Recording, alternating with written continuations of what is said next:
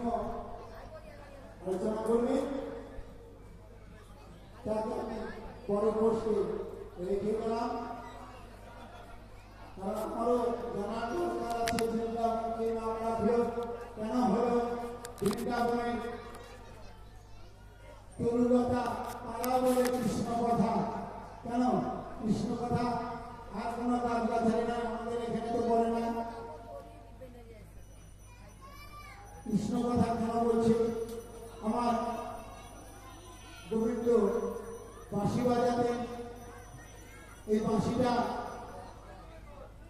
কে তৈরি করলো, কেন হলো, এবং 9টা যে রন্ধ্র, 9টা যে ছিদ্র, কোন ছিদ্রে তার গুলিটা কি হতো, কি বাঁচত, আজকে বলে যাবে। নইলে বাবা ছাড়া ছাড়ি নাই, তাই না? আপনারা একটু ধৈর্য সহকারে বসুন। আমার সাধুগুরু বৈষ্ণব যে যেখানে দূরে দূরে দাঁড়িয়ে আছে, এই সকালবেলা সবাই আসুন, আনন্দ উপভোগ করুন।